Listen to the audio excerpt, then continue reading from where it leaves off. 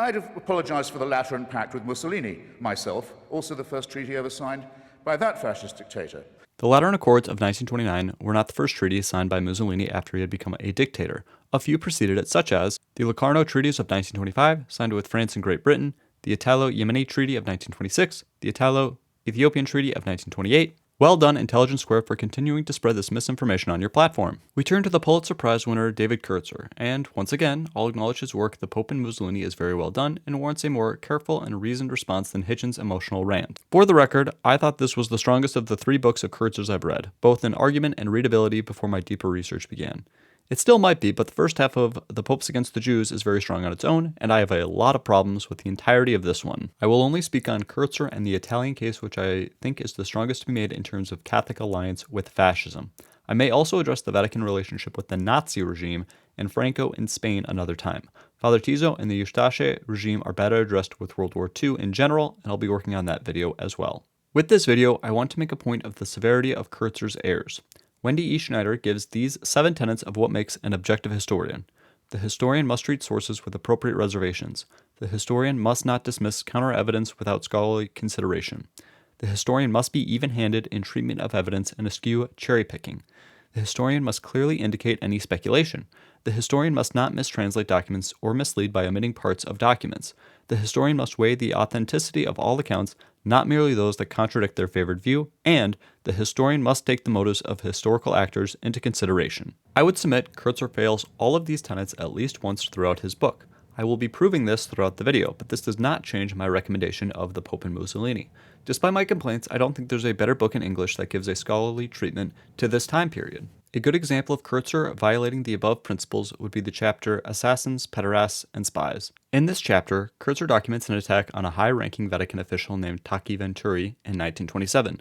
Venturi was the chief conduit between the Vatican and Mussolini at the time, and there was much press around this attack. Kertzer's speculation is that the attack was due to a lovers' quarrel between Venturi and the young man who attacked him. Kertzer goes on discussing the alleged prevalence of pederasty within the Vatican among many members. I must credit Dr. Robert Merrick's summary of the problems with the chapter, but one only look to the endnotes to see how misleading the chapter is.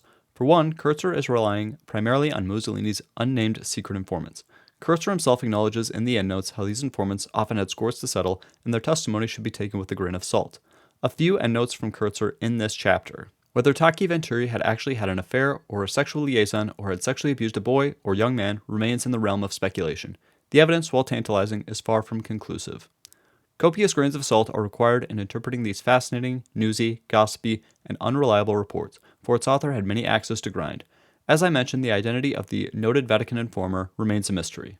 I've linked in the description Robert Merrick's critique of this chapter for more details, as well as recommended reading for a more serious analysis of sexual assault in the Catholic Church. I have one more example of similar editorial bias I'd like to draw attention to. On page 85, Kertzer writes, "During one of the Pope's daily walks, an elderly Vatican gardener nearby crumpled to the ground, felled by a heart attack. As other gardeners, along with a guard who had been accompanying the Pope, rushed to help him, someone told Pius what had happened. He continued on his way. The incident became fodder for the gossip that swirled around the Vatican." Again, let us turn to the endnote that accompanies this story. This episode is reported by the noted Vatican informer, who added that the Pope was an insensitive egoist. So between these two examples I've highlighted, I would submit Kertzer has failed in the following criteria of an objective historian. The historian must read sources with appropriate reservations. The historian must not dismiss counter-evidence without scholarly consideration.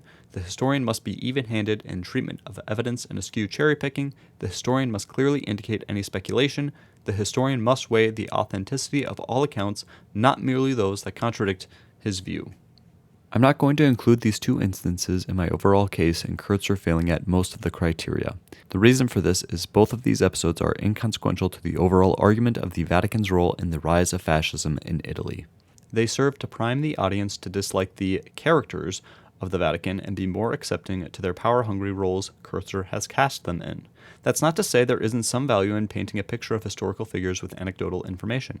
I do enjoy the reference to Mussolini's distaste for a British official's umbrella, which reminds me of a Bill Burr bit. He's got an umbrella! What, are you afraid of the water? Put your shoulders up, you... But when there are multiple anecdotes amounting to character attacks to figures in the Vatican by unreliable sources, it becomes tiring. Professor Merrick sums up well in his review. It is unfortunate that Kertzer's often excellent effort to challenge the traditional history of the relationship between the Catholic Church and Italian fascism has been tainted, in my opinion, by the misrepresentation of primary sources. I would like to start with some context regarding the Catholic Church and their relationship to civil authority. Despite Kertzer's repeated indication to the contrary, the Catholic Church was not entirely opposed to the separation of church and state. Pope Leo XIII writes in his encyclicals as early as 1885, "The Almighty therefore has given the charge of the human race to two powers, the ecclesiastical and the civil, the one being set over divine, and the other over human things. Each in its kind is supreme, each has fixed limits within which it is contained, limits which are defined by the nature and special object of the province of each, so that there is, we may say, an orbit traced out within which the action of each is brought into play by its own native right. But inasmuch as each of these two powers has authority over the same subjects, and as it might come to pass that one and the same thing related differently, but still remaining one and the same thing, might belong to the jurisdiction and determination of both, therefore God, who foresees all things, and who is the author of these two powers, has marked out the course of each in right correlation to the other." And Leo continues, in Libertas, promulgated in 1888, promoting a civil government allowing a particular evil in order to prevent a greater evil. Yet, with the discernment of a true mother, the Church weighs the great burden of human weakness, and well knows the course down which the minds and actions of men are in this our age being borne. For this reason, while not conceding any right to anything save what is true and honest, she does not forbid public authority to tolerate what is at variance with truth and justice, for the sake of avoiding some greater evil, or of obtaining or preserving some greater good. God himself, in his providence, though infinitely good and powerful, permits evil to exist in the world, partly that greater good may not be impeded, and partly that greater evil may not ensue. Leo XIII praises the United States government, despite the separation of church and state, in another encyclical. "True, you are shown no special favor by the law of the land, but on the other hand, your lawgivers are certainly entitled to praise for the fact that they do nothing to restrain you in your just liberty." We will get to what Pius XI has to say on this matter in a moment, but it's a recurring trope in Kertzer's book to paint those at odds with the church who are not fascist as supporting separation of church and state, while the Vatican is stuck in its ways. This is not true. Another angle Kertzer attempts to take is looking at the overwhelming Catholic population in Italy and using this as an example as how much influence the Pope could have had over politics. I touched on this briefly in a previous video regarding anti-Semitism, but today there are many Catholics who do not believe doctrinal teaching on gay marriage, birth control, and abortion. I would also submit this was more of a problem when cultural Catholicism was prevalent in Europe. Emma Fattorini comments on this while recalling Acirati's mission in Poland before he was Pope Pius XI. Poland was enchanted with the Pope's visitor, and he in turn was captivated by their courageous and expansive Catholicism, far, as he himself wrote, from the reserve and human dignity that restrained religious practice in Italy. Fattorini, page 25. But eventually, Ratti became disillusioned with the state of Catholicism in Poland as well. The future Pius XI instead criticized the superficiality of faith, excessively devout and too easily bent to political plans of the nation. In this, his first fundamental political experience, Ratti saw and feared an external faith operating as a tool of politics, a Catholicism that was too generic, too emotional, irrational. Fattorini, page 26. Correlation does not equal causation. Just because the majority of the population was Catholic in Italy, it does not follow that Catholic teaching and belief was a primary source of support for fascistic ideas. I seek to look directly at statements and Catholic teaching and how that informed those who were devout during the rise of fascism in Europe. Vague appeals to the Catholicism of the masses is insufficient historical and cultural analysis. From my point of view, who was it who murdered all those Jews in the Holocaust? They weren't people who thought they were pagans. They overwhelmingly were people who thought of themselves as good Christians, or Christians anyway. And Kertzer alleges that the rise of fascism in Italy is tied to the Vatican. He argues that Mussolini could not have gained the support from Italy's overwhelmingly Catholic population had the Pope not supported him from the very beginning. This alliance led Mussolini to continue to assume dictatorial powers and make war with Ethiopia before forming a bond with Hitler. The Vatican cooperated and supported his rise as long as the Catholic rites were unimpeached, as protests against the anti-Semitic laws in Italy of 1938 were only against quote-unquote baptized Jews. I will quote from Kertzer directly in his concluding section. The Vatican played a central role both in making the fascist regime possible and in keeping it in power. Italian Catholic action worked closely with the fascist authorities to increase the repressive reach of the police. Far from opposing the treatment of Jews as second-class citizens, the Church provided Mussolini with his most potent arguments for adopting just such harsh measures against them. The Pope and Mussolini, page 405. Let's begin with Mussolini's rise to power. Italy post-World War I was not particularly receptive to the Vatican. The Roman question had not been solved as the popes were still viewed as prisoners of the Vatican, while not having recognized sovereignty by the Italian government.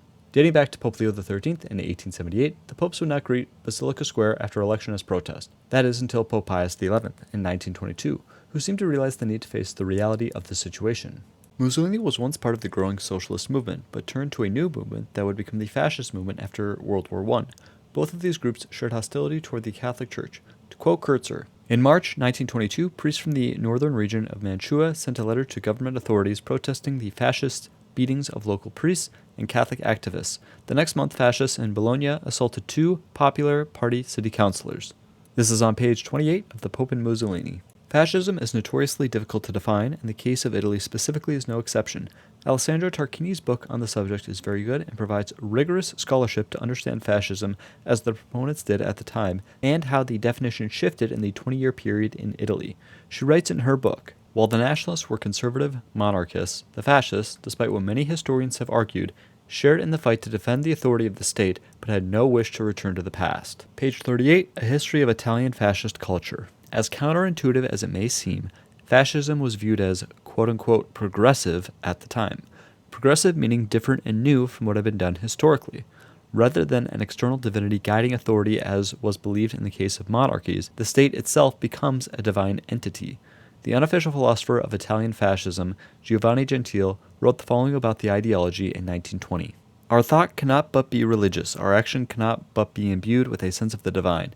And if our action is a political action or an action of the state, our state should also be governed by an unabashedly and deeply religious spirit. This is Tarquini quoting Gentile on page 42 in A History of Italian Fascist Culture. Gentile only gets a passing reference in The Pope and Mussolini on page 172, but he was described in Tarquini's work as, and indeed, from then until 1927, Gentile proved to be the intellectual to whom fascism would entrust its most significant cultural institutions. Page 46, A History of Italian Fascist Culture. While there certainly was some common ground between the fascists and Catholics early on, fear of socialism, desire for order, unification of social classes, to speak of this common ground as an alliance betrays the doctrinal and philosophical differences underlying the two.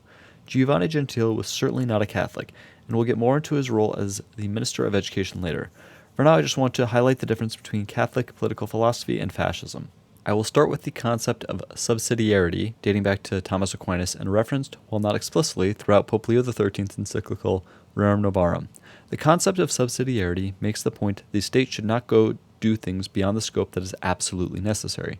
I will quote directly from the encyclical itself, as in its context it was referring to the evils of socialism, but these ideas very much apply to fascism as well. Hence we have the family, the society of a man's house, a society very small, one must admit, but nonetheless a true society, and one older than any state. Consequently, it has rights and duties peculiar to itself, which are quite independent of the state. We have said that the state must not absorb the individual or the family. Both should be allowed free and untrammeled action so far as is consistent with the common good and the interest of others. Rights must be religiously respected wherever they exist, and it is the duty of the public authority to prevent and to punish injury and to protect everyone in the possession of his own.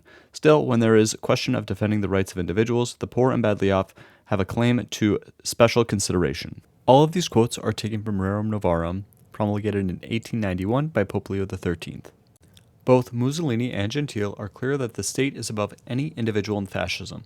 To quote Tarquini again, in his, Gentile's, view, prior to determining how to manage social forces in the world and balance their various interests, prior to thinking through the state's institutional structure, and prior to addressing the various economic needs present in society, creating a new state must mean rebuilding a community that sees itself as a community and accordingly becomes a state.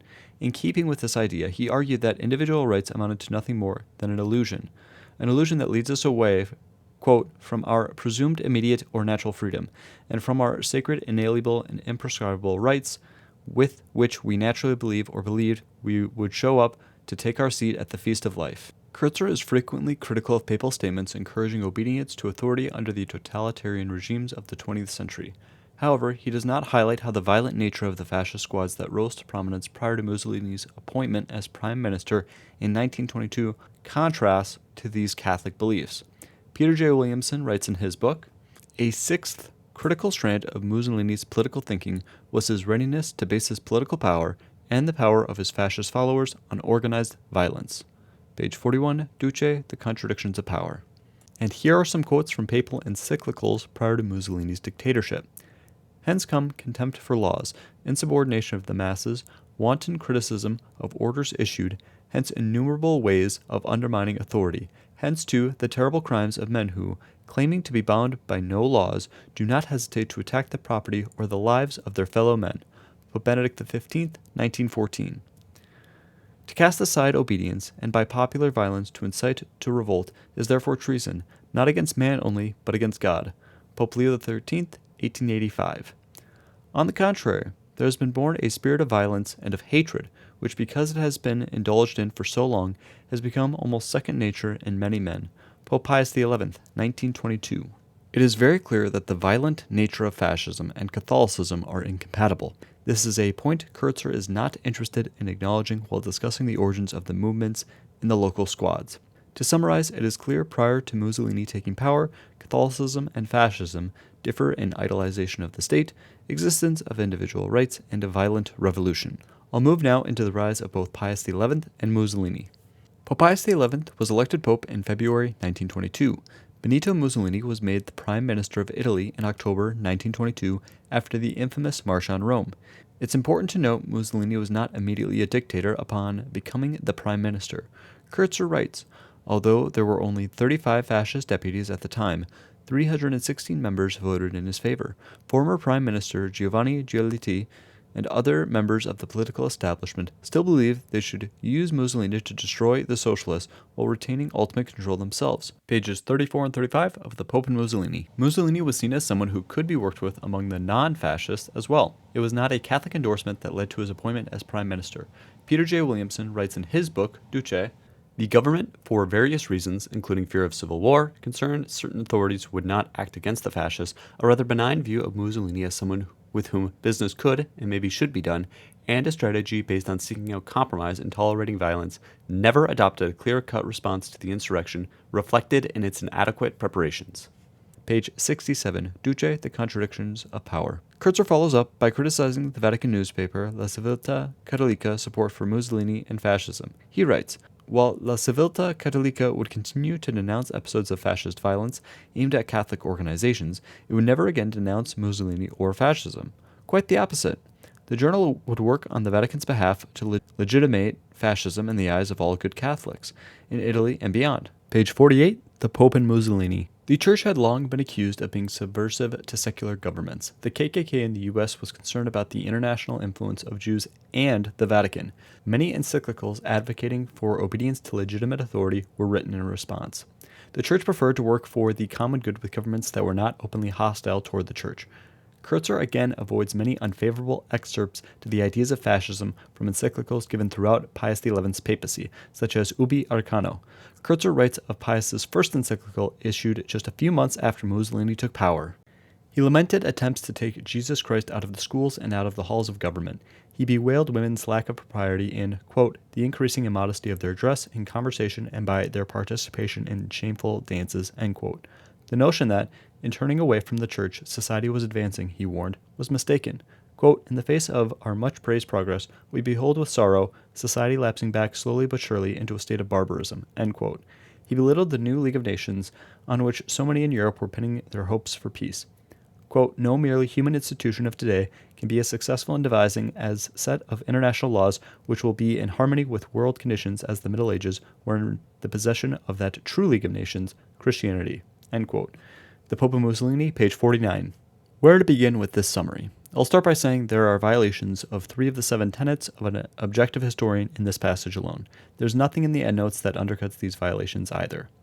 In this book about the Pope's assistance in Mussolini's rise, largely driven by excessive nationalism, the following passage from the encyclical is never addressed. These unsuppressed desires, this inordinate love of the things of the world, are precisely the source of all international misunderstandings and rivalries, despite the fact that oftentimes men dare to maintain that acts prompted by such motives are excusable and even justifiable because, forsooth, they were performed for reasons of state or of the public good or out of love for country. Patriotism, the stimulus of so many virtues and of so many noble acts of heroism, when kept within the bounds of the law of Christ, becomes merely an occasion, an added incentive to grave injustice when the true love of country is debased to the condition of an extreme nationalism, when we forget that all men are our brothers and members of the same great human family, that other nations have an equal right with us both to life and to prosperity, that it is never lawful nor even wise to dissociate morality from the affairs of practical life, that in the last analysis it is justice which exalteth a nation, but sin maketh nations miserable.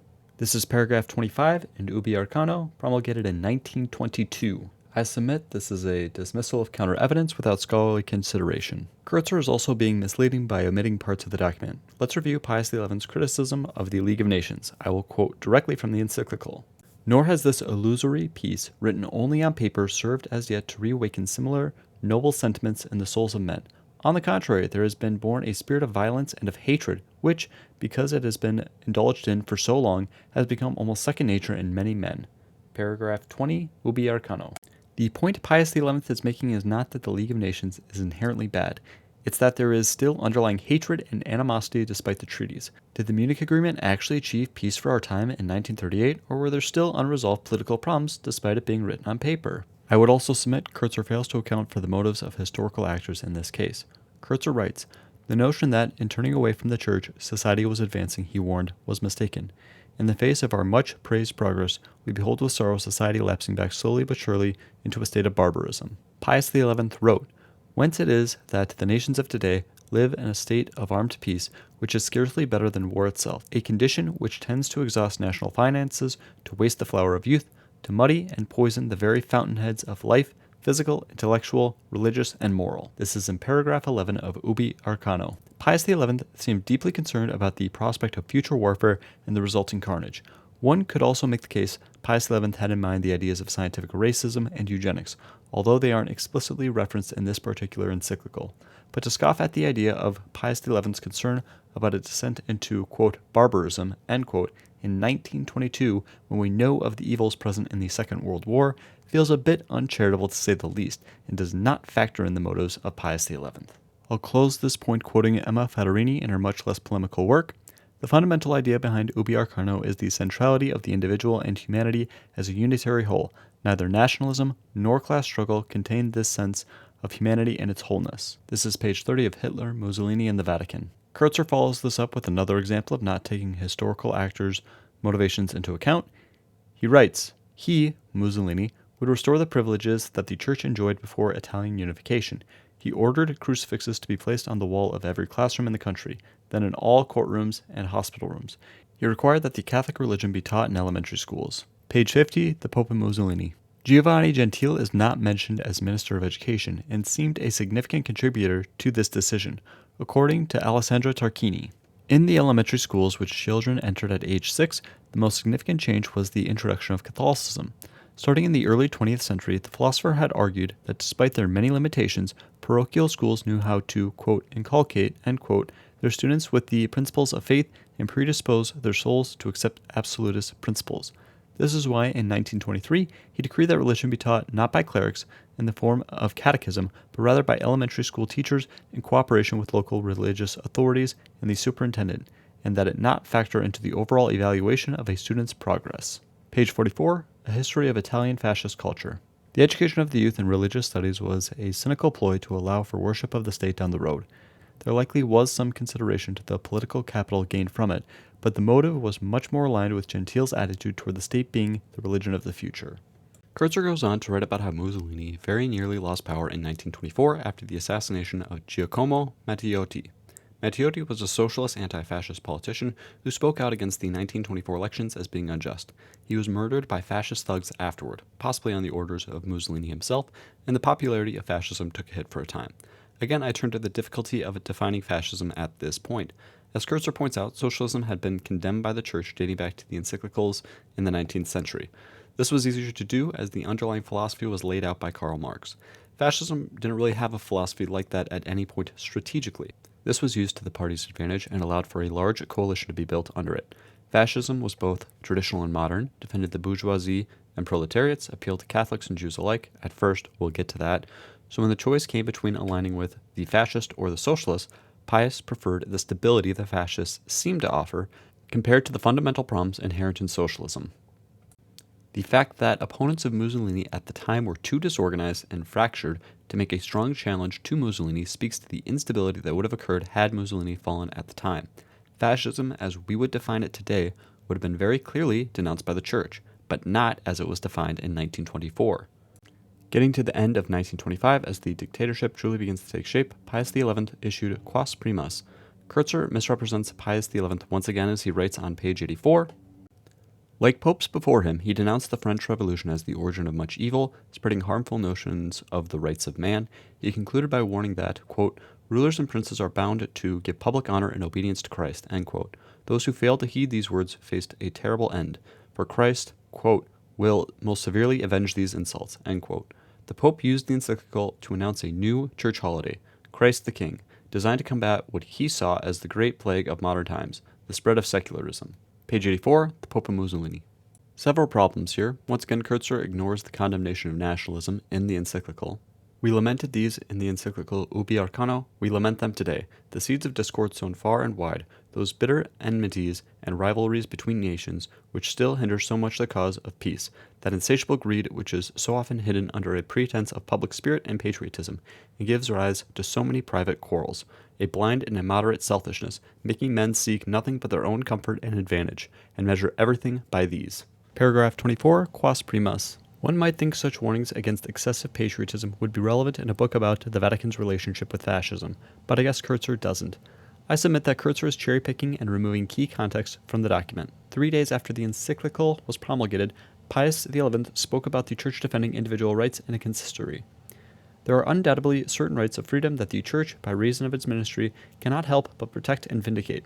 In fact, by its very doctrine and its constitution, it is completely alien both from that license and from that social subversion into which the heirs of socialism and liberalism, condemned by the Church, inexorably drag human society, and from any other political tendency that sees the community and the state as the ultimate and self-sufficient goal. It therefore quickly follows, also out of a sort of necessity, that society is dragged to the point of nullifying and destroying individual rights, with a result very easy to understand, no less fatal and disastrous. Pope Pius XI, December 14th, 1925. As discussed before, fascism certainly didn't believe in individual rights.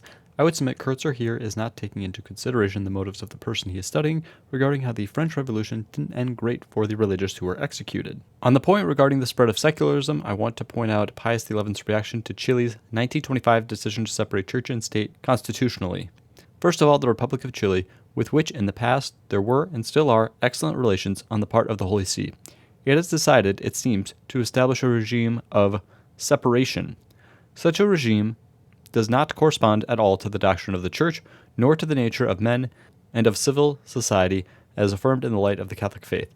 However, this measure is applied in such a friendly manner that it does not seem to be a fracture, but rather a friendly coexistence in which the Catholic Church will be able, as we hope, to pour out her virtue and her work in every circumstance for the happiness of that people dear to us. And there was separation of church and state, something that the Church and the Pope absolutely rejected. Pius XI opposed the separation of church and state in a philosophical sense. He was very familiar with Leo XIII's writings on the matter. In order to prevent a citizen having to choose between following the church or following the state, it would be best to have the state based upon Catholic principles. The church would have a privileged position in the state, and the state, in return, would have the loyalty of the citizens and enjoy stable rule. The church understood the need to give a degree of tolerance to laws that allowed for contradiction of doctrines in this agreement. I understand the conflict of interest that can arise, especially within these fascist regimes, and at what point to draw the line in breaking the agreement with governments. I have no desire to defend the view. My only point is, rejecting the separation of church and state is a loaded phrase that does not communicate the nuance of Pope Pius XI's position. Kertzer follows this by recounting Mussolini praising St. Francis of Assisi. Undaunted by the skeptics, Mussolini did all he could to identify the Italian state with the Catholic Church, declaring St. Francis of Assisi, quote, the most saintly of Italians, the most Italian of saints, end quote. He declared October 4th a national holiday in the saint's honor. This is page 100 in the Pope and Mussolini. In praising St. Francis in an encyclical, Pius XI warns against using the saint as a means of boosting national pride within the same year as Mussolini's declaration. Why then forbid Italians to glory in him who was an Italian, who even in the sacred liturgy is called the Light of the Fatherland. The former admirers of St. Francis, impelled by an excessive love of their own nation, should take care not to boast of him as a mere sign and banner of their newborn love of country, thus lessening his glorious title of Catholic champion. Pope Pius XI, 1926. I would consider this another example of dismissing counter-evidence without scholarly consideration. It's also important to read this in context of Pius XI's condemnation of Charles Maurras, that also occurred in 1926, but barely referenced in Kertzer's work. Maurras is referenced by Kertzer on page 387. In response to a request from its leader, Charles Maurras, proto-fascist and France's foremost anti-Semite, the Pope, Pius XII, reversed Pius XI's 1926 ban on Catholic participation in the organization. This is toward the very end of the book, and a rather curious editorial choice by Kertzer to give no details as to why Pius XI condemned this, quote, proto-fascist, end quote, in a book about the Vatican's relationship with fascism. For reference, Maurras himself was an agnostic. However, he was a French champion of those who wanted to return to the monarchy and promoted the Catholic Church as a positive cultural institution. He was radically anti-Semitic and authoritarian. There are multiple articles online today that compare Nick Fuentes to Maurras, although it is an imperfect comparison.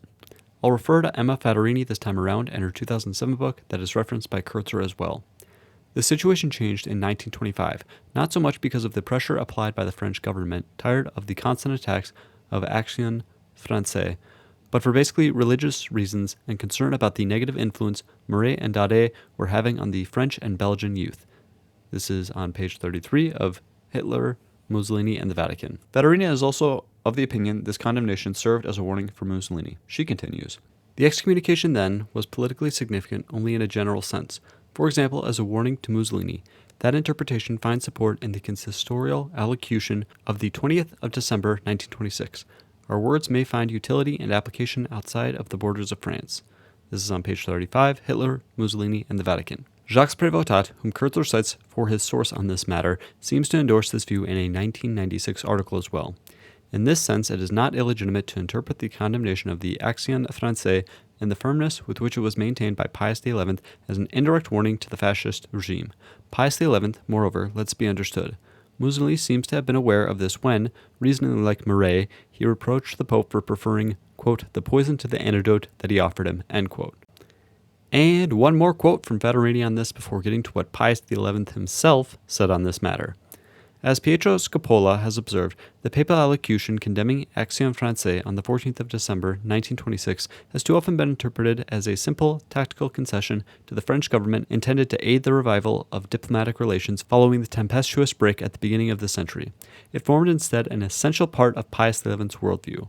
Page 36, Hitler, Mussolini, and the Vatican. And here are a few excerpts from Pius XI himself in his explanation for the condemnation. The leader of Action Française condemns any system which, like Christianity, makes the effort towards virtue the rule of voluntary acts, the basis of social institutions, and the principle of the social progress of humanity. And to fill the void caused by the complete absence of the moral law, the leaders of Action Française present to us a completely pagan social organization where the state, formed by a few privileged people, is everything, and the rest of the world nothing. Catholics by calculation and not by conviction. The leaders of Action Française use the church, or at least they hope to use it, but they do not serve it, since they reject the divine teaching that it has the mission to propagate. These quotes very much apply to Mussolini and his government. More cherry-picking, more failure to take into account the motives of the historical person, more dismissing a substantial amount of counter-evidence without scholarly consideration. So, throughout the 1920s, there were many statements and actions by Pius XI that may not have attacked fascism by name, but did attack the underlying foundations of extreme nationalism, violence to achieve political ends, and nullification of individual rights. There was also some places of common ground, such as opposition to birth control and abortion. Mussolini wanted to maximize birth rates to populate a strong army of Italian men, and declining birth rates was a problem throughout the Western world at the time. The fascists established the National Aid Society for Motherhood and Children, or ONMI. Tarquini writes about them. Starting in 1927, ONMI claimed to have prevented the abandonment of thousands of infants each year, persuading mothers to keep their children and pushing parents to legally marry. In any case, in the interest of a new society and a new Italian civilization, they certainly fostered a more tolerant attitude toward unmarried mothers by promising and delivering practical help. Page 115, A History of Italian Fascist Culture. For reference, Carrie Buck was forcibly sterilized after being raped for being, quote, feeble-minded, end quote, and, quote, promiscuous, end quote, in the United States in 1927. The Supreme Court ruled 8-1 in favor of the constitutionality of the law, and the one lone vote against it was a traditional Catholic. Of course, this isn't to say that fascism is better than democracy. I will make myself clear. Democracy is a superior form of government to fascism. My only point is there was some common ground to be had between the fascist government and the Catholic Church, and they were not all bad things. There's no mention of this organization by Kertzer and the common ground that would have been had between the Vatican and Italy. Now to the Lateran Accord. In 1929, the Italian government and the Vatican signed a document that settled the Roman question. The Pope would have sovereignty over Vatican City and receive funds compensating for the loss of the Papal States. In return, the Pope would never again attempt to reestablish the Papal States and recognized Mussolini's government. This document did not represent an quote-unquote alliance between the Vatican and Italy. It resolved a question that had been pestering Rome for some time and gave Mussolini much positive publicity. Pope Pius XI did refer to Mussolini as a, quote, man sent from Providence, end quote, but there was much to celebrate on both sides. There was conflict between the two parties fairly consistently after 1870 up until the more conciliatory attitudes of Benedict XV and Pius XI. Pius XI was known for working with any government that was willing to sign a concordat, but even Pius XI threatened to call off negotiations in 1927 due to continued violence by the fascists against Catholic organizations. For reference, Pope Pius XI was negotiating a concordat secretly with the Soviet Union before calling off due to the scandal that could have been caused. This agreement did not necessarily amount to a full endorsement. Both the Vatican and the fascist governments put out differing interpretations of the document and agreement after the signing, showing signs of incompatibility still persisting. The role of the Church in the education system played a central role in the conflict between Church and State that followed for the next decade after the Lateran Accord. One only need to reference the encyclical Divini Illius Magistri in 1929. It contains the following quotes. On this point, the common sense of mankind is in such complete accord that they would be in open contradiction with it who dared maintain that the children belong to the state before they belong to the family, and that the state has an absolute right over their education. The function, therefore, of the civil authority residing in the state is twofold, to protect and to foster, but by no means to absorb the family and the individual or substitute itself for them. There is quite a bit of insistence on the role of the Church being involved in the education of the youth. The fascist government, of course, would reject these statements, and tensions would continue to rise with the fascist youth organizations and the Catholic action organizations. In the first half of 1931, there continued to be stress between Catholics and fascists. This is aptly shown in a letter from Pius XI to Cardinal Schuster of Milan. He writes, Fascism says it is and wants to be Catholic. Well, to be Catholic not only in name, but in fact, to be true and good Catholics, and not Catholics of a false name, and not of those who in the great family, that is, the Church, with their way of speaking and acting, afflict the heart of the mother and the father, sadden the brothers, and mislead them with their bad examples. For all this there is only one means, only one, but indispensable and irreplaceable. Obey the Church and its head, and feel with the Church and its head. This is rather similar language used by Pius XI in his condemnation of Maurras. Before we get to Pius XI's most critical encyclical on fascism, I want to bring attention to In the 40th Year, published just before. I mentioned before this is an oversight by Kertzer, as it addresses the role of the state in defending the working class both socially and economically. Here are some quotes from the encyclical, and remember, this entire encyclical is not referenced in the book specifically about the Catholic Church's ideological alignment with fascism.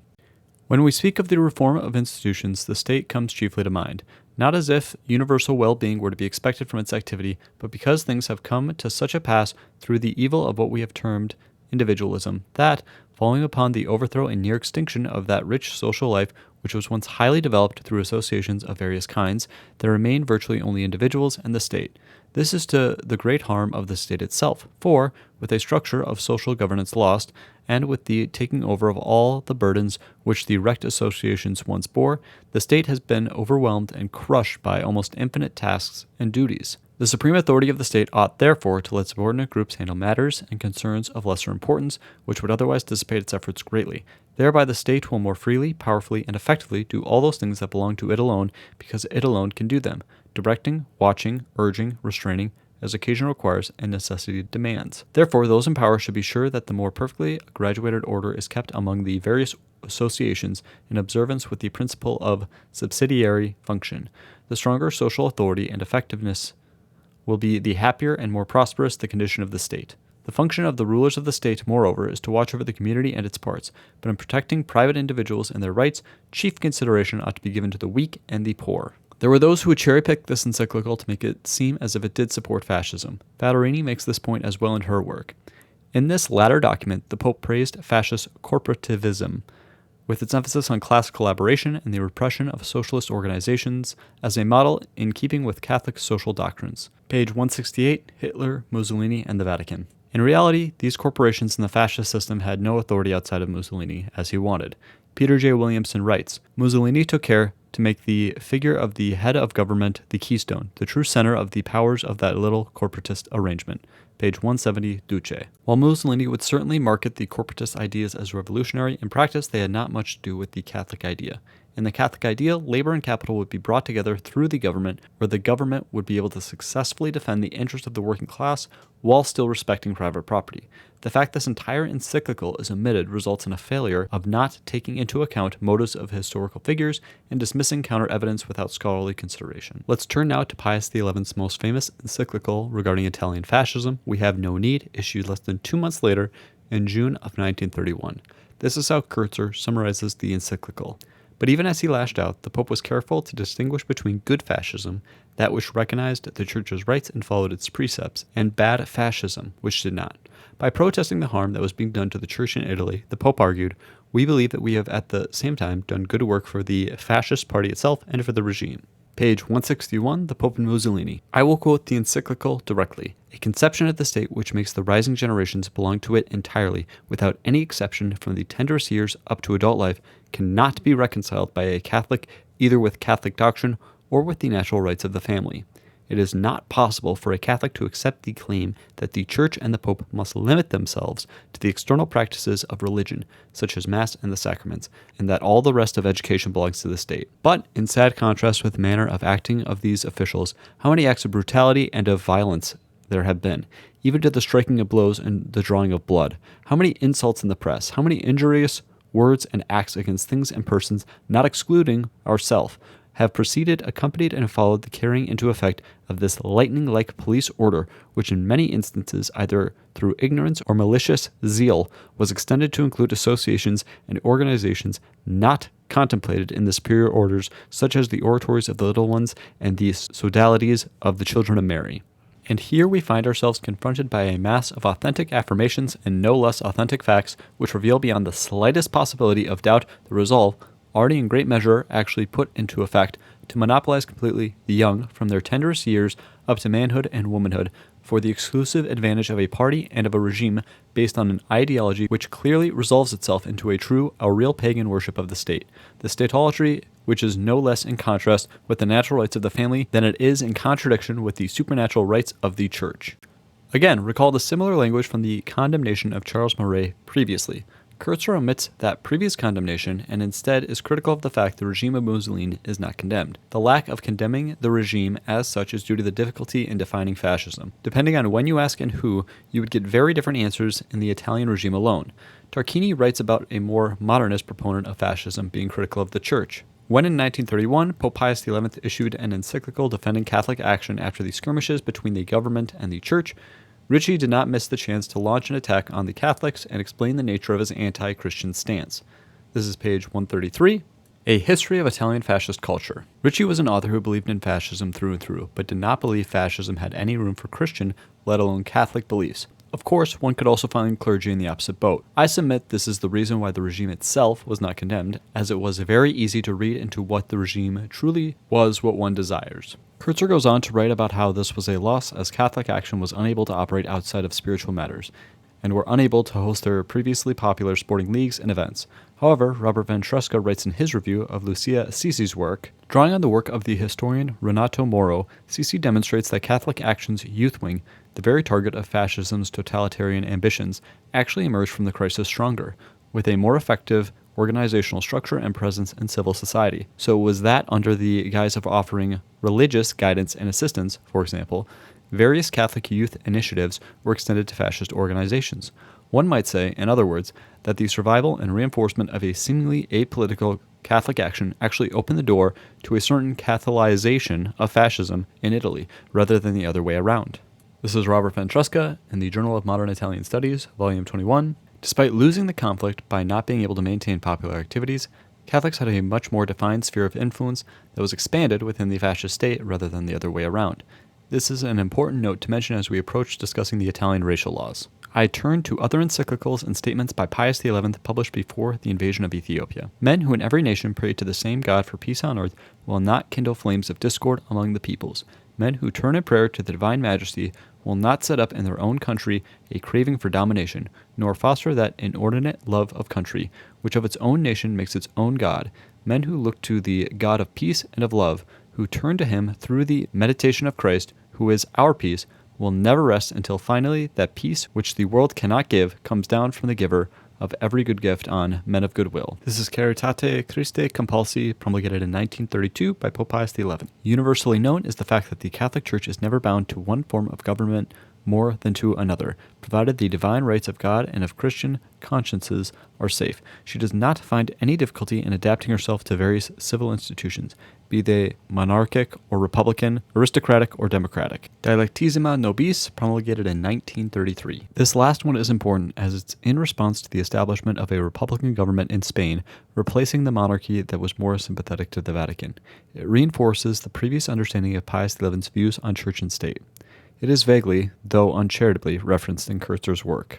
I think it's fair to call Kertzer's summary cherry-picking. I also want to emphasize Pius XI's continuous opposition to nationalism and specifies in a more imperialist notion in Caritate Christi compulsi, and I think it's fair to use this as another example of Kertzer dismissing counter-evidence without scholarly consideration. Now to turn to Ethiopia. Mussolini's ambitions and ego were growing greater. He desired an imperialistic empire, and Ethiopia was the chosen candidate to take for Italy. According to Emma Fadarini, this was an early sign of the deteriorating relationship prior to the racial laws. Fadarini references a speech given to a group of international nurses on August 27, 1935. Signs of this break had already appeared, the most notable being his, Pius XI's, well-studied condemnation of the Italo-Ethiopian War, a war he, quote, characterized as an unjust war of conquest. He condemned those who had provoked the war and made it clear that, according to him, Italy's war against Ethiopia was unjust.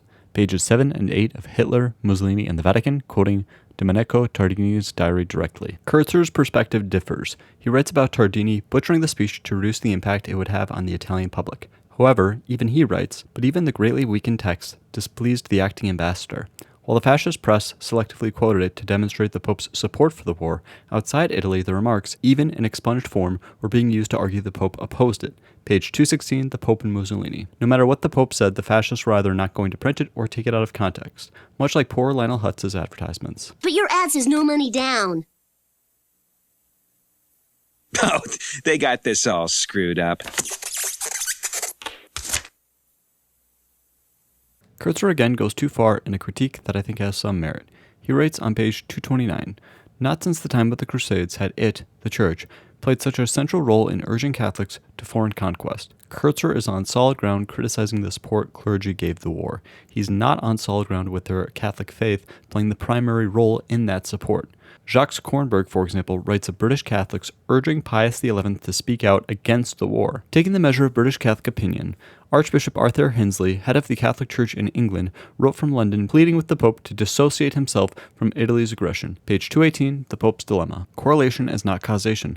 Clearly, the caution Pius XI urged against excessive nationalism mentioned in multiple encyclicals long before 1935 were not heeded. I'd also point to the fact that there was method toward the muted response of the papacy as the war effort was ramping up. Robert Ventresca writes regarding Eugenio Pacelli's diplomacy. Of course, Pacelli's influence cut both ways, suggesting that juxtaposing papal intransigence with Pacelli's moderation was part of a deliberate strategy to preserve both the moral authority of the papal office and the practical efficacy of papal diplomacy. For instance, when the Italian government issued threats against the Vatican newspaper for a series of articles advocating a peaceful resolution to the Ethiopian crisis, Pacelli counseled restraint and patience. In this instance, at least, the Italians listened. Page 102, Soldier of Christ. This method did have some merit. Ventresca continues. The Italians grew even more suspicious about Pacelli's role in the opening months of 1936, when Pacelli and members of his staff started asking some blunt questions about Italy's capacity to continue fighting in Ethiopia. Ambassador Pignati assumed that Pacelli and his advisors were working on information from an unnamed source close to the Mussolini government. Page 104, Soldier of Christ.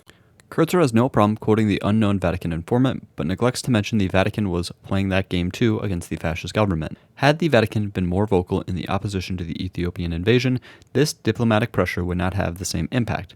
The threat of louder protests to undercut the war effort served as an additional play at the Church's disposal, where the threat carried weight on its own. Of course, history remembers those with the heroic and defiant resistance more than the diplomats working behind the scenes. Recall the impact the encyclical issued in 1931, giving a scathing rebuke of central fascist tenets, not leading to sufficient weakening of the regime as well. The League of Nations placed sanctions on Italy as a penalty for the unjust invasion. I will quote Kertzer regarding this issue. Mussolini was triumphant, bothered only by the fact that at war's end, the League of Nations sanctions still remained in effect. Again, he turned to the Vatican for help. Cardinal Pacelli did what he could to oblige. Meeting with the British ambassador, he insisted that there would be no peace in Europe until the sanctions were lifted. Pacelli repeated the same message at his other weekly meetings with Europe's ambassadors. The Pope and Mussolini, page 219. What is not mentioned is the specific threat and concern of Hitler, who had just taken over the Rhineland in 1936. Pacelli was concerned about the sanctions driving Mussolini and Hitler together against the other Western nations of Europe. If the sanctions were to remain on, Mussolini would have few alternatives. Kertzer does mention Pius XI having this fear, but Pacelli did as well. Ventresca's interpretation is as follows. Unmoved by Hitler's assurances of peaceful intentions in the wake of remilitarization, but convinced also that the French did not want to go to war with Germany over this and other violations of the Versailles settlement, Pacelli redoubled his efforts to use papal diplomacy as the cornerstone of a strategy to counter German ambitions by means of an Italian détente with other major powers. Page 105 of Soldier of Christ. I would consider this another example of not taking the motives of historical actors into consideration. The invasion of Ethiopia is a strange and contradictory situation with what became of Europe in just a few short years with the start of World War II. Another example is one of the few Western powers that was supplying weapons to the Ethiopians was Nazi Germany. Hitler thought it prudent to weaken a potential rival and took the opportunity to throw some of his military weight on that side of the conflict. I would also point once again to Pius XI's continuous emphasis on the universality of the Catholic faith in his 1935 encyclical. These and similar lessons the priest teaches, a teaching fitted indeed to moderate the feverish search for pleasure and the uncontrolled greed for worldly goods that debase so much of modern life and spur on the different classes of society to fight one another like enemies instead of helping one another like friends. In this clash of selfish interest and unleashed hate and dark plans of revenge, nothing could be better or more powerful to help than loudly to proclaim the new commandment of Christ. That commandment enjoins a love which extends to all, knows no barriers nor national boundaries, excludes no race, accepts not even its own enemies. This is paragraph 25 ad Catholicae sacerdotii. Pius XI continues in the encyclical. The work, too, of the missions manifests most vividly the power of expansion given by divine grace to the Church. This work is advanced and carried on principally by priests, pioneers of faith and love at the cost of innumerable sacrifices. They extend and widen the kingdom of God upon earth. This is paragraph 27 of the same encyclical. A subtle distinction in the second quote, but Pius XI states it is the priests' and missions' efforts to extend the Church, rather than the ongoing Italian military campaign, that deserves the gratitude of the Church. I'll reiterate, Kertzer is on fairly solid ground when criticizing prominent Church figures for supporting the war to the extent they did, such as Cardinal Schuster, but the causal link isn't there with the tenets of the Catholic faith, resulting in support for the unjust war. Kertzer gives a fairly muddled report in his chapter following the victory in Ethiopia, touching on the beginning of the Spanish Civil War, trials against the clergy in Germany for sexual perversion, and Eugenio Pacelli's trip to the United States. I guess the point is to underline the concern for the growing alliance between Germany and Italy and how this would cause the papacy to be alienated from Mussolini. If it were me, I probably would have referenced Pius XI's next encyclical regarding motion pictures. Here's a quote. Everyone knows what damage is done to the soul by bad motion pictures. They are occasions of sin. They seduce young people along the ways of evil by glorifying the passions. They show life under a false light. They cloud ideals. They destroy pure love, respect for marriage, affection for the family. They are capable also of creating prejudices among individuals and misunderstandings among nations, among social classes, among entire races. The Power of Cinema, Vigilanti, cura, promulgated in 1936. This is also not mentioned by Kertzer. This is an important note as we approach the final chapter in the relationship between Pius XI and Mussolini, the racial laws of 1938. Mussolini and Hitler continued to grow closer together following the alienation of Italy from the rest of the Western world after the invasion of Ethiopia. Hitler and the Vatican's relationship was deteriorating as well, as evidenced by the aforementioned trials against perversion of the clergy and the encyclical Beneditor Sorge. Kertzer minimizes the encyclical, writing on page 259, "While the encyclical was hard-hitting, it could have been harsher. For months, the Holy Office of the Inquisition had been working on a separate document offering a list of fundamental tenets of Nazism that the Church deemed to be grave errors. Among them were passages clearly taken from Hitler's Mein Kampf." To his credit, Kertzer does quote directly from the encyclical and praises the criticism levied in it toward those idolizing race. I don't think he quotes the strongest content, which I will do now. "Whoever exalts race, or the people, or the state, or a particular form of state, or the depositories of power, or any other fundamental value of the human community, however necessary and honorable be their function in worldly things, whoever raises these notions above their standard value and divinizes them to an idolatrous level, distorts and perverts an order of the world planned and created by God. He is far from the true faith in God and from the concept of life which that faith upholds." Paragraph 8, Mitbrenner der Sorge, promulgated in 1937. I find it prudent to quote from this particular section to highlight Pius XI's consistent opposition to extreme nationalism that dates back to 1922. Kertzer repeatedly dodges the continuity I've demonstrated and the fundamental differences Catholicism had with the fascist regime. I will also point to Pius XI's encyclical regarding communism specifically. The fundamental problems Pius XI had with communism corresponds with his problems of fascism and Nazism. He writes, "Communism, moreover, strips man of his liberty, robs human personality of all its dignity, and removes all the moral restraints that check the eruptions of blind impulse. There is no recognition of any right of the individual in his relations to the collectivity. No natural right is accorded to human personality, which is a mere cogwheel in the communist system." Paragraph 10, Divini Redemptoris, promulgated in 1937. And in Pius XI's final encyclical, published in September of 1937, he writes, "On the other hand, there are not lacking men who declare that they honor and exalt, above all, the power of the state. They say they must use every means to assure civil order and enforce authority, and pretend that only thus are they able totally to repulse the execrable theories of the communists. However, they despise the light of evangelic wisdom, and endeavor to revive the errors of the pagans and their way of life." Recall Pius XI's criticism of the pagan worship of the state in fascist Italy prior to Hitler achieving power. I submit this is another example of Kertzer dismissing counter-evidence. With all of that in mind, we move to the year 1938, where the racial laws in Italy are to go into effect before the end of the year. The rationale behind these racial laws are debated by historians, but many see them as a way of bridging the alliance between Mussolini and Hitler after Hitler's visit to Rome in May of 1938. Mussolini had always been racist against Africans, but Jews being included seems somewhat nebulous.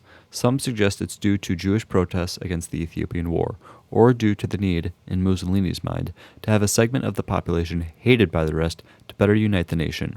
Regardless, the fascists would claim that the Jews being included in the laws was a natural extension of the racial concepts they were promoting. Recall, Kertzer wrote an entire book about Catholic anti-Semitism leading up to the Holocaust. I've reviewed that book in a previous video, but the causal links he attempts to draw between Catholic doctrine and racism leave something to be desired. Despite what prominent voices were saying, such as Father Gemelli or L'Osservatore Romano, deicide was never official doctrine of the Church. Scientific racism and eugenics were prevalent throughout the Western world at the time. Despite the cultural Catholicism of Italy, the racial laws were much more a product of these societal trends rather than Catholic anti-Judaic attitudes. I will quote Alessandra Tarquini. "As many scholars have noted, between 1922 and 1945, Italian researchers lent their efforts to race-based culture and politics. This included anthropologists, statisticians, demographers, and physicians who were already well known in the scientific community at the turn of the century, when demography and eugenics, the attempt to perfect the human race by favoring the procreation of individuals considered fit, positive eugenics, or suppressing those individuals considered unfit, negative eugenics, took up the issue of the declining birth rate in many Western countries, a problem exacerbated by the Great War. Tasked by the ruling classes with responding to this crisis, seen at that time as a rampant sign of degeneracy, these scientists were given a much more prominent role in the new regime than they had had in previous governments. In exchange, they offered generous support to totalitarian and racist policies." Page 143, A History of Italian Fascist Culture. While we shudder at the idea of forcibly sterilizing minorities for the sake of strengthening a nation today, this idea was fairly mainstream in academia at the time. There were exceptions, of course, such as Franz Boas in the United States, but the first forced sterilization law was in the United States in 1907. I say this because Aaron Gillette, who was cited by Kertzer, argues that the Catholic population likely impeded Mussolini from promoting these more severe practices within Italy. He writes, While the Catholic Church may have encouraged a certain type of essentially non-racial anti-Semitism, it also provided a barrier in Italy against the extreme eugenic measures seen in Nazi Germany. Pro-natalist social hygiene was acceptable to the Church. Nazi-style eugenics was not. Mussolini was aware that the public's opinion on these matters was strongly influenced by the Church's attitudes, and likely agreed himself. Therefore, he kept his eugenic policies in line with Church pronouncements. Mussolini would not be so compliant on other racial issues, especially after 1937, as we shall see later. Page 8, Racial Theories in Fascist Italy. Eugenics and its relationship to the Catholic Church would warrant its own video. My point in bringing this up is there were very clear biases and prejudices within science outside of and contradicting the Catholic faith that were pushing people into this line of thinking. Quote, the science, end quote, at the time, was far more influential on this matter than Kertzer gives credit for, as he meekly acknowledges in an endnote regarding defenses of the Manifesto of Race in 1938. Many, I am sorry to say, including the author of the appalling piece published in the first issue, cited above, were Italian anthropologists. Page 481, note 31, The Pope and Mussolini. Before 1938, racial thinking had long been a product of anthropologists and other social scientists in fascist Italy. As Mussolini and Hitler became more marginalized due to their military expansions in the mid-1930s, there was more incentive to pump propaganda with this line of thinking and bring it to the forefront as an alliance seemed inevitable. This was done through the Manifesto of Racial Scientists published by the regime in July of 1938. Kertzer writes, it set out the fascist regime's new racial theory. Italy's population, it stated, was of Aryan origin, and its civilization is Aryan, and indeed a pure Italian race exists. Ominously, it announced that the time had come for Italians to proclaim themselves to be frankly racist. All of the work that the regime has done thus far is, in essence, racism. Page 292, The Pope and Mussolini. Dating back to at least Pope Leo XIII, I can find multiple examples of popes stating the problems of compatibility between racial thinking and Catholicism, including Pius XI. To start with Pope Leo XIII, he states, what races? They are all sons of Adam, whom God created. What does it matter if human beings in different latitudes differ in color and aspect? Their souls are all molded with the same spiritual substance. Why do we send missionaries to heretics and savages? Because all human beings, without exception, are God's creatures. The only difference is that some are fortunate enough to know the true faith and others are not. They are all equal in the sight of the Lord, because the existence of them all is the outcome of his will. This is Pope Leo XIII in an 1892 Figaro interview. And Leo XIII continues, for to be sure, a characteristic of Christian charity is that it extends equally to all. For, as the Apostle warns, there is no distinction between Jew and Greek, for there is the same Lord of all, rich to all who invoke him. This is Pope Leo XIII in 1901. And on to Pope Pius X. Nevertheless, though much has already been done for the Indians, there is much more that still remains to be done. And indeed, when we consider the crimes and outrages still committed against them, our heart is filled with horror, and we are moved to great compassion for its most unhappy race. Pope Pius X, 1912. Pope Benedict XV. But in reality, there was never less brotherly activity amongst men than at the present moment. Race hatred has reached its climax. Peoples are more divided by jealousies than by frontiers. Within one and the same nation, within the same city, there rages the burning envy of class against class, and amongst individuals it is self-love which is the supreme law overruling everything. This is Benedict XV in 1914. Let's compare these quotes with what the racial scientists and political leaders thought throughout the 20th century in fascist Italy.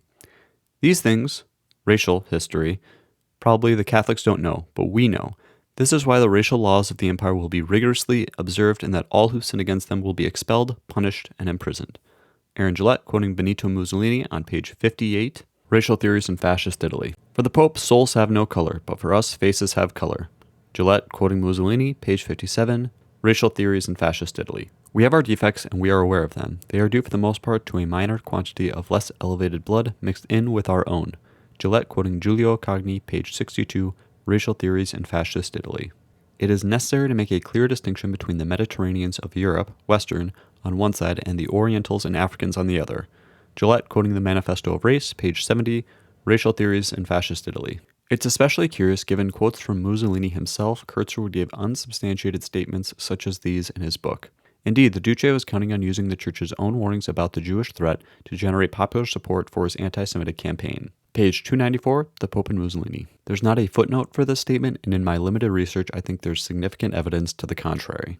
I would also bring up an encyclical issued in 1926 regarding missionaries.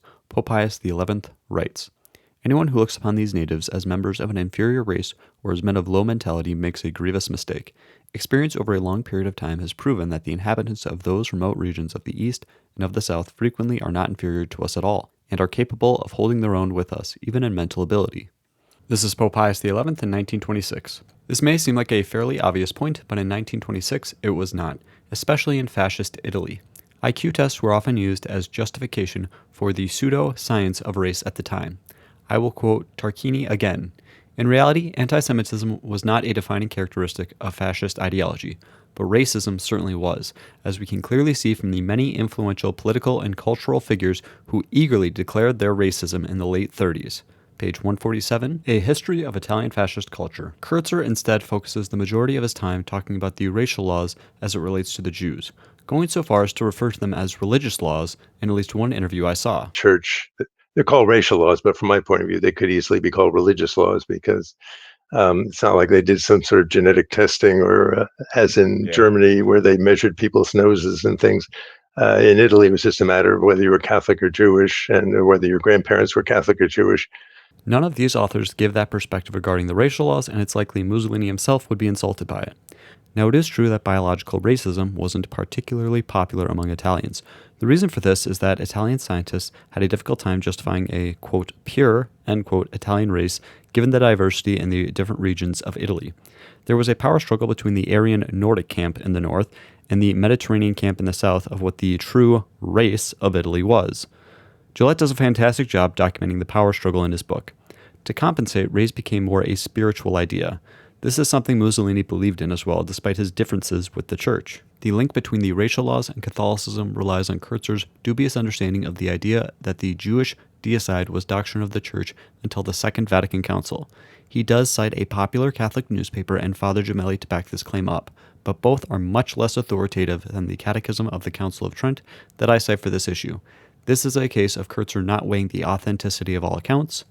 The fascists themselves would downplay the severity of the laws against the Jews and speak about how they represented much larger principles. The Jewish problem is thus only one aspect of this phenomenon, racism. Gillette, quoting Mussolini, page 59. Mussolini and the fascists always claimed that the laws against the Jews were but a logical extension of the African racial laws. Page 58, Racial Theories in Fascist Italy. Of course, this does not excuse or alleviate any of the very real suffering that the Jewish people of Italy underwent at the time. The point is, the source of the prejudiced beliefs of those in power is clearly coming from something outside of the Catholic faith, as the fascists themselves would say. Kertzer goes on to discuss how despite the fact the church raised some mild protest, the racial laws actually offered better protection for the Jews than they received in the Papal States. I don't want to defend those measures, but I will say it's an unfair comparison. As counterintuitive as it may seem, a historian like Robert Bonfil, who was a Jewish Holocaust survivor, argues the ghettos represented a positive change for the Jewish people during the Renaissance. Fully unpacking how strong his case is requires another video on that topic, which might be done someday. This brings us to the chapter, The Secret Deal. This was an agreement between the Vatican and the fascist government where the church would not protest against the racial laws in exchange for violence to stop against Catholic action. Kertzer takes the less charitable approach of portraying the church as interested in self-preservation rather than the needs of the Jewish people. I prefer the interpretation of the church allowing an evil in order to prevent a worse evil from happening. You may recall encyclicals dating back to Leo XIII bringing up this idea with a civil government. Recall Ventresca's quote previously of the church being strengthened by maintaining their sphere of influence after the crisis of 1931. Kertzer acknowledges the church didn't like the racial laws for the sake of the marriage provision at the very least. As I've stated before, the science, quote-unquote, at the time, indicated that the racial laws were good for the sake of protecting people from birth defects within marriage. At the time, this would have been viewed outside of the jurisdiction of the church. That is the reason for the emphasis on the Concordat, that is within the jurisdiction of the church, clearly. Pope Pius XI also gave the following quote regarding the racial laws. It is impossible for Christians to participate in anti-Semitism. We recognize that everyone has the right to self-defense and can undertake those necessary actions to safeguard his legitimate interests, but anti-Semitism is inadmissible. Spiritually, we are all Semites. Page 320, The Pope and Mussolini. Kertzer tries to make the argument that Pius XI was accepting of discriminatory measures against Jews, but opposed hatred and violence against them in his work, The Popes Against the Jews. Kornberg also agrees with this interpretation. My perspective differs. Owen Chadwick writes about how Jew was often synonymous for communist or socialist. There was much conspiratorial talk about Jews in this context, as the circulation of the Elders of Zion would indicate. Father Ledachowski was trying to get Pius XI to explicitly mention Jews in his encyclical condemning communism the prior year. Now, the conspiratorial aspect was, of course, nonsense. The point is that Pius XI's words could have easily been contorted to supporting communism and socialism when there was that close of an association between the two of them. He witnessed firsthand the violence of the Bolsheviks in Poland, but he of course knew that not all Jews were Bolsheviks despite the perception of the time. I believe this is his reason for the statement on defense. I will quote the concluding section of Alessandro Tarquini's work once again to complete my discussion on the racial laws. For all these reasons, I believe that fascist culture in the 1930s was a product neither of the victory of traditionalist elements nor the work of the Catholics, since the Catholics were quite far from dominant in a state that considered Catholicism an instrumentum regni. Certainly the regime benefited from contributions from intellectuals who saw in fascism the potential to build a new nation, distinct from liberal Italy, in which Catholicism would play a fundamental role. This does not, however, mean that the Catholics represented fascist culture, or that this culture derived from Catholic thought. Pages 169 to 170, A History of Italian Fascist Culture. The racial laws began to be implemented in September of 1938. As Emma Federini and David Kertzer both document, tensions continued to rise between Pope Pius XI and Mussolini during this time. This is where the hidden encyclical and final speech of Pius XI become relevant to the point in Kertzer's work. In June of 1938, Pope Pius XI commissioned Father John Lafarge to write an encyclical denouncing racism. Father Lafarge was an American Jesuit whose writings on racism greatly impressed Pope Pius. Father Lafarge's superior, Father Ledachowski, intentionally delayed Pius XI from seeing the encyclical until the last weeks of his life. Before the encyclical could be published, Pope Pius XI died, and Eugenio Pacelli, the future Pope Pius XII, did not allow for its circulation after his death. David Kertzer writes of the encyclical. On the Pope's desk was the folder of Humani Generis Unitas, the encyclical prepared by Father Lafarge. Rejecting the idea that a good Christian could embrace racism, it demanded an end to the persecution of the Jews. It was Pius XI's fervent hope that such a statement be issued, but among those who survived him, many were eager to see it buried along with the Pope. Page 369, The Pope and Mussolini. This is another instance of Professor Kertzer omitting key information from the document to make his point. Here are some quotes in the document, that was unfinished, regarding the Jews. Blinded by a vision of material domination and gain, the Israelites lost what they themselves had sought. A few chosen souls, among whom were the disciples and followers of our Lord, the early Jewish Christians, and, through the centuries, a few members of the Jewish people, were an exception to this general rule. By their acceptance of Christ's teaching and their incorporation into his church, they shared in the inheritance of his glory, but they remained and still remain an exception. What Israel was seeking after, that it has not obtained, but the chosen have obtained it, and the rest have been blinded. By a mysterious providence of God, this unhappy people, destroyers of their own nation, whose misguided leaders had called down upon their own heads a divine malediction, doomed, as it were, to perpetually wander over the face of the earth, were nonetheless never allowed to perish, but have been preserved through the ages into our own time. No natural reason appears to be forthcoming to explain this age-long persistence, this indestructible coherence of the Jewish people. I would chalk this up to both misleading what a document contains, and also not taking into account the motivations of the historical individuals. Pope Pius XI also intended to give a scathing speech regarding the fascist state on the 10-year anniversary on the signing of the Lateran Accords. Pacelli suppressed this as well, and Kertzer is highly critical. As for the speech, I would ask what would be gained by reading it out. Certainly history would remember Pius XI more fondly, bravely speaking out against the Axis powers before the war. It's important to remember the context of the history. Mussolini idolized Napoleon. Napoleon had his own struggles against the Catholic Church that is very well documented in Ambrogio Caiani's work To Kidnap a Pope. As the title suggests, Pope Pius VII was kidnapped for about 5 years for refusing to cooperate with Napoleon to the extent he wanted. Not only that, Napoleon wanted to be remarried after his divorce from Josephine in 1810. Pope Pius VII was kidnapped in 1809 and refused to grant an annulment. Napoleon was able to find a priest to grant him an annulment, but about half the College of Cardinals refused to attend the resulting wedding out of protest. Napoleon, in response, banished these cardinals and stripped them of their rank. They were known as Black Cardinals. Caiani brings up the crisis of the Church of what would have happened with this splintered group of cardinals had Pope Pius VII died, as he very nearly did, and a conclave needed to be convened. Napoleon certainly would have gotten someone sympathetic to him elected in one group, while the Black Cardinals may have elected their own. My point in this tangent is Napoleon was able to wield this much authority and force against the church hierarchy with little consequence, as most of you listening probably had never heard of this. While there's dozens of differences in circumstances between Mussolini and Napoleon, Mussolini was coming very close to having the same attitude toward the church, and may have done something similar when there wasn't a pope at the head of the church. William Teeling, in his 1937 work about Pope Pius XI, speculates about this point before the conflict of the racial laws arose. This is history both parties would have been familiar with in this context.